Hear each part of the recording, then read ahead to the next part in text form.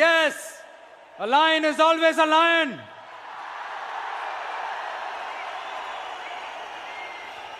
There are so many jackals and other animals in the forest, but there will be only one lion. And even if it is single, it will be the king of jungle. It is not only a description but also a clear declaration. சிங்கத்தை பத்தி பேசிட்டு நம்ம சிங்க குட்டிகளையும் சிங்க பெண்களையும் பத்தி நம்ம பேசாம இருக்க முடியுமா? அவங்களே எப்படி நான் மறப்பேன்? அவங்க தான் என்னுடைய உயிராச்சே. என் நெஞ்சில் குடியிருக்கும்.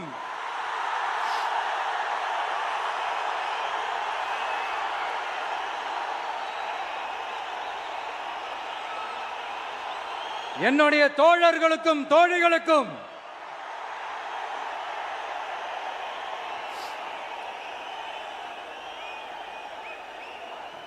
நேர்ல வர முடியாத சூழல்ல வீட்டில் இருந்துகிட்டே நம்மளோட இந்த மாநாட்டில் நேரலை வாயிலாக கலந்துகிட்டு இருக்கிற என்னுடைய அம்மாக்கள், அக்கா தங்கைகள், அண்ணன் தம்பிகள், நண்பர்கள் அனைவருக்கும் என்னோட உயிர் வணக்கம். என்னோட உயிர் வணக்கம். என்னோட உயிர் வணக்கம்.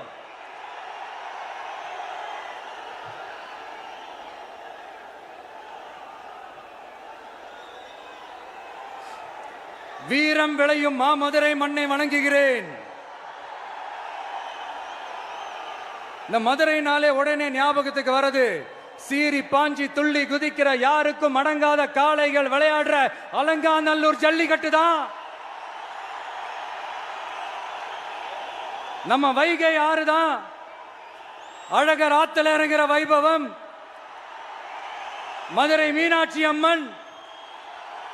இந்த மண்ணோட உண்மையான குணம் உணர்வு பூர்வமான மண் இது. அது மட்டும் இல்ல, இந்த மண்ணில் வாழ்ற மக்களும் அப்படித்தான் உணர்வு பூர்வமான ஆளுங்க.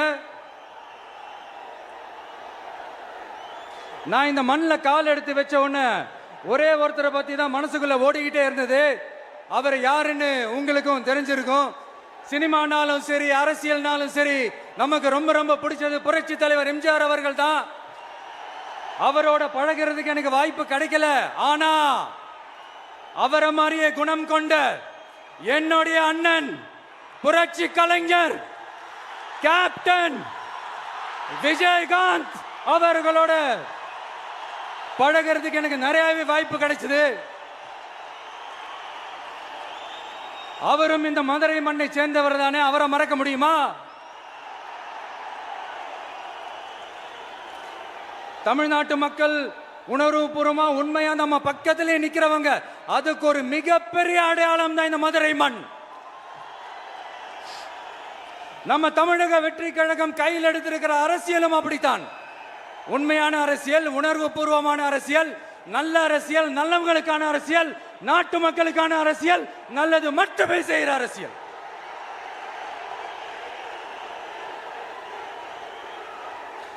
இதோ நம்மளுடைய இந்த இரண்டாவது மாநில மாநாடு வாகை சூடும் வரலாறு திரும்புகிறது. அப்படி இந்த மாநாட்டுக்கு பேர் வச்சிருக்கிறோம். 1967லயும் 1977லயும் நம்ம தமிழக அரசியல் ஒரு மிகப்பெரிய ஆட்சி அதிகார மாற்றங்கள் ஒண்ணு நடந்துச்சு இல்லையா? அதே மாதிரிதான் அடுத்த வருஷம் 2026ல அப்படி ஒரு வரலாறு திரும்ப போகுதுன்னு உறுதியா சொல்றதுக்கான மாநாடு தான் நம்மளோட இந்த இரண்டாவது மாநில மாநாடு. விக்கிரவாண்டி விசாலையில் நம்மளுடைய ஃபர்ஸ்ட் மாநாடு நடத்தணும், வெற்றி கொள்கை திருவிழா. அதுக்கப்புறமே நீங்க பார்த்திருப்பீங்க, தமிழக அரசியல் அந்த தட்ப வெப்பத்தையே மாத்தினுச்சு. நமக்கு எதிராக எத்தனை குரல்கள். ஆனா உங்களுக்கு தான் நம்மளை பத்தி நல்லா தெரியுமே. எந்த குரலையும் காதலையே போட்டுக்காம மக்களோட குரலை மட்டுமே கேட்டுக்கிட்டு நமக்கு எதிராக வர அத்தனை கூக்குரல்களையும் சின்னதா ஒரு சிரிப்போடவே கடந்து வந்திருக்கிறோம். அது இல்லாம நம்ம மாநாட்டில் ஒலிக்கிற இந்த குரல் இந்த ஒற்றை தமிழ் மகனோட குரல் மட்டுமல்ல, ஒட்டுமொத்த தமிழ்நாட்டு மக்களுடைய குரல். தமிழ்நாட்டில் இருக்கிற ஒவ்வொரு வீட்டில இருந்தும் ஒலிக்கிற குரல். ஒட்டுமொத்த உலகெங்கும் வாழும் ஒவ்வொரு தமிழ் வீட்டிலிருந்தும் எழும் குரல். இந்த சினிமா என்கிற மாபெரும் கலை ஆயுதத்தின் வாயிலாக சாதி, மதம், இனம், பாலினம், மொழி கடந்து இந்த நாட்டின் மூளை முடுக்கெங்கும் ரசிகர்களாக இருந்து தோழர்களாக நம்மோடு பயணிக்க துவங்கியுள்ள அனைவரோடும் இணைந்த ஒவ்வொரு மனிதருக்காகவும் ஒலிக்கிற உரிமை குரல். மாநில உரிமைக்காக, பெண் உரிமைக்காக, சமூக நீதிக்காக, சமநீதிக்காக, மதச்சார்பின்மைக்காக உண்மையா ஒலிக்கிற குரல். அதனால் இந்த குரலுக்கு எதிரா இன்னும் இன்னும் எத்தனை குரல்கள் வந்தாலும் ஓங்கி ஒலிக்குமே தவிர ஒரு நாளும் ஓயவே ஓயாது. Yes, it is an unstoppable voice, an unstoppable force.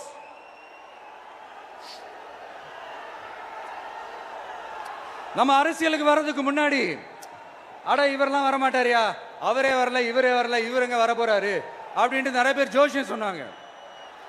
அப்புறம் நம்ம கட்சியினுடைய பேர் அறிவிச்சதுக்கு அப்புறம் பேரு தானே அறிவிச்சிருக்கிறாரு, மக்கள் கிட்ட பேர் வாங்கணும்ல, அதெல்லாம் முடியாதுன்னாங்க. அப்புறம் ரொம்ப முக்கியமா மாநாடுலாம் எவ்வளவு பெரிய விஷயம், அதெல்லாம் இவர் ஒத்தால எப்படி பண்ண முடியும், சும்மா பக்கத்தில் புஷியானதை வச்சுக்கிட்டு மாநாடுல எப்படி நடத்தி காட்ட முடியும், அதெல்லாம் அவங்களால முடியாது. அப்புறம் மழை பெஞ்சு எல்லாத்தையும் கெடுத்துரும். ஏன் என் கூட இருக்கிறவங்களே கூட தான் சொன்னாங்க. அதுக்கப்புறம் என்ன நடந்துச்சுன்னு உங்க எல்லாருக்குமே தெரியும். இப்ப புதுசா ஒண்ணு சொல்ல ஆரம்பிச்சிருக்கிறாங்க. அது என்னடானா, ஆட்சியை பிடிக்கிறதெல்லாம் அவ்வளவு ஈஸி இல்லை இல்லையா. இப்ப அதெல்லாம் விட்டாங்க, இப்ப இங்க வந்துட்டாங்க. இவர் நேரா ஷூட்டிங்ல இருந்து வருவாராம், வந்து ஆட்சியை பிடிப்பாராம். அது எப்படி இவராலே முடியும், அவராலேயே முடியல, இவராலேயே முடியல, அவருக்கு அத்தனை வருஷம் ஆச்சு, இவராலே எப்படி முடியும்ட்டு ஒரு பக்கம். இன்னொரு பக்கம் கூட்டம்லாம் ஓகே தான், அது எப்படி ஓட்டா மாறும் அப்படின்றது இன்னொரு பக்கம். இப்படி கதை, திரைக்கதை, வசனம், இயக்கம், பாடல்கள்,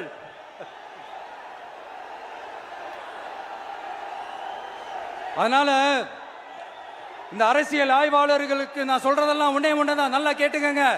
இந்த விஜய் ஏதோ இந்த பல லட்சம் பேர் கூடுற கூட்டத்தில் மட்டுமே இருக்கிறாரு அப்படின்னு மட்டும் தப்பு கணக்கு போட்டாதீங்க. ஏன்னா நம்மளுடைய இந்த கூட்டம் வெறும் ஓட்டா மட்டும் இல்லைங்க, வரப்போற தேர்தலில் மக்கள் விரோத ஆட்சியாளர்களுக்கு நாம வைக்க போற வேட்டா, நம்மளை கோட்டைக்கு அனுப்ப போற ரூட்டா இருக்க போதுன்னு சீக்கிரமாவே தெரிஞ்சுப்பீங்க. ஏன்னா கோடிக்கணக்கானவங்களோட ஹார்ட்லயும் வீட்லயும் ஏற்கனவே ஆல்ரெடி உயிரா, உணர்வா, உறவா இருக்கிறோம். நம்மளுடைய கனெக்ட் எல்லாம் வெறும் மக்களோட மட்டும்தான். நாம யாருன்னு அவங்களுக்கு தெரியும், அவங்க யாருன்னு நமக்கு தெரியும். நாமளும் நம்ம மக்களும் எப்படி இருக்கிறோம்னு எதிரிகளுக்கு நல்லாவே தெரியும். இருந்தாலும் இந்த விஜய் எதுக்குப்பா வந்திருக்கிறாரு, இவர் என்ன புதுசா என்ன திட்டம்லாம் சொல்லிட்டாரு அப்படின்னு வேற நிறைய கேள்விகள். இந்த சொல்றேன் தெரிஞ்சுக்கங்க. பெண் குழந்தைகள், பெண்கள் மற்றும் வயசானவங்களோட பாதுகாப்புல தான் நம்ம பிரையாரிட்டியே. அடுத்து இளைஞர்கள், உழவர்கள், உழைப்பாளர்கள், நெசவாளர்கள், மீனவர்கள், ஆதரவற்ற முதியோர்கள், மாற்றுத்திறனாளிகள், மூன்றாம் பால் இனத்தவர்கள்னு இன்னும் யாருக்கெல்லாம் கவர்மெண்டோட ஒரு ஸ்பெஷல் அட்டென்ஷன் தேவையோ அவங்க எல்லாருக்குமான ஒரு கவர்மெண்ட் அமைக்கிறது தான் நம்ம இலக்கே. நான் ஏற்கனவே சொன்னதை தான் இங்க நான் திரும்பவும் சொல்றேன். நம்மளுடைய இந்த தமிழக வெற்றி கழகம் ஏதோ அரசியல் ஆதாயத்துக்காக தொடங்கப்பட்ட கட்சியெல்லாம் கிடையாதுங்க. கொள்கை கோட்பாடுகளோடு தந்தை பெரியார், பெருந்தலைவர் காமராஜர், அண்ணல் அம்பேத்கர், வீரமங்க வேலு நாச்சியார், மக்கள் சேவகர் அஞ்சலை அம்மாள், நம்மளுடைய 5 கொள்கை தலைவர்களோட வழிகாட்டுதல்களோடு தொடங்கப்பட்ட கட்சி. நம்ம ஸ்டாண்ட்ல நாம எப்பவுமே ஸ்ட்ராங்கா தாங்க இருக்கிறோம். அதுல எந்த மாற்றத்துக்கோ எந்த சமரசத்துக்கோ துளி கூட இடமில்லை. நம்மளுடைய ஒரே கொள்கை எதிரி பாஜக தான். நம்மளுடைய ஒரே அரசியல் எதிரி திமுக தான். எப்படி நம்மளுடைய ஒரே கொள்கை எதிரி, நம்மளுடைய ஒரே அரசியல் எதிரி ஏதோ இந்த அண்டர் கிரவுண்ட் ஆதாயத்துக்காக டீல் போட்டுக்கிட்டு, டீல் பேசிக்கிட்டு, இந்த அலையன்ஸ் வச்சுக்கிட்டு இந்த ஊரை ஏமாத்துற கட்சி எல்லாம் நம்ம டிவிக்கே கிடையாதுங்க. யாருக்காகவும் எதுக்காகவும் எந்த பயமும் கிடையாது. மாபெரும் பெண்கள் சக்தி நம்மளோட இருக்கிறாங்க, மாபெரும் இளைஞர்கள் சக்தி நம்மளோட இருக்கிறாங்க, ஒட்டுமொத்த தமிழ்நாட்டு மக்களுடைய சக்தி நம்மளோட நிக்கிறாங்க. அப்படி இருக்கும்போது இந்தியாவில் இருக்கிற எல்லா ஸ்டேட்லயும் வாழ்ற நம்ம தமிழ் நெஞ்சங்கள் மட்டும் இல்ல, உலகம் பூரா 100க்கும் மேலான நாடுகள்ல வாழ்ற நம்ம தாய் தமிழ் உறவுகள் எல்லாருமே என்ன விஜய் தளபதி விஜய் இல்லனா விஜய் தளபதி இப்படி சொந்தம் கொண்டாடுற கோடிக்கணக்கானவங்களோட அன்பு மாசியும் நம்மளோட இருக்கும்போது, இவங்க எல்லாருமே நம்மளோட நிற்கும் போது எதுக்குங்க இந்த பாசிச பாஜகவோட நேரடி கூட்டணியோ இல்ல மறைமுக கூட்டணியோ உறவு வச்சுக்க? நாம என்ன உலகமாக ஊழல் கட்சி என்ன?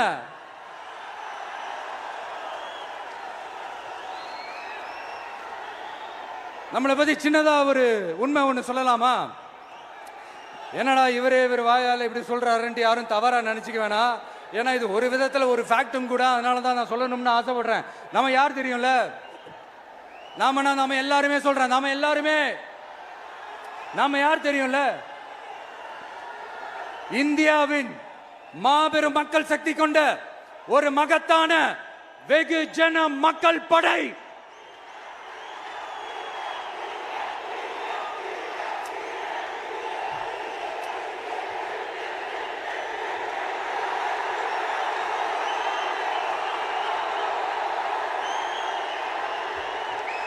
அதனால நம்ம தலைமையில நாம் அமைக்க போற இந்த உண்மையான மக்களாட்சிக்கான அச்சாரமாக மாபெரும் மக்கள் சக்தியே அணி அணியாக நம்மளோட திரண்டு நிக்கிறப்போ இந்த அடிமை கூட்டணியில சேர வேண்டிய அவசியம் நமக்கு இருக்குங்க. நம்மளோட இந்த கூட்டணி சுயம் இழந்த கூட்டணியால இருக்காது, சுய மரியாதை கூட்டணியா தான் இருக்கும். இந்த ஒரு பக்கம் RSS கிட்ட அடிபணிஞ்சுக்கிட்டு, இன்னொரு பக்கம் மதச்சார்பற்ற கூட்டணின்னு இந்த மக்களை ஏமாத்துற கூட்டணியால நம்ம கூட்டணி இருக்காது.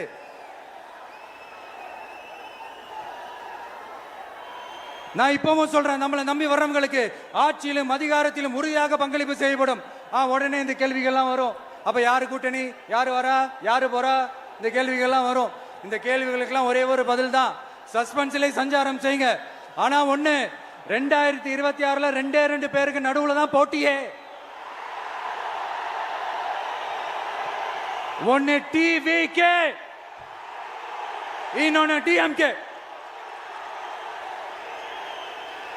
இந்த போட்டி எப்படி இருக்க போதுன்னா, இந்த அலையன்ஸை வச்சு எப்படியாவது நம்ம தப்பிச்சிடலாம். என்ன இந்த பழைய இந்த மேத்தமேட்டிக்ஸ் அரித்மேட்டிக்ஸ் இதெல்லாம் வச்சு எப்படியாவது நம்ம தப்பிச்சிடலாம் அப்படின்னு நினைக்கிறவங்களோட அந்த கனவு ஒரு நாளும் மைப்படாது. சரி, இப்ப நம்ம வேற ஒரு ஏரியாவுக்கு ஒன்று வருவோம். எதிர்காலம் வரும், என் கடமை வரும், இந்த கூட்டத்தின் ஆட்டத்தை ஒழிப்பேன்.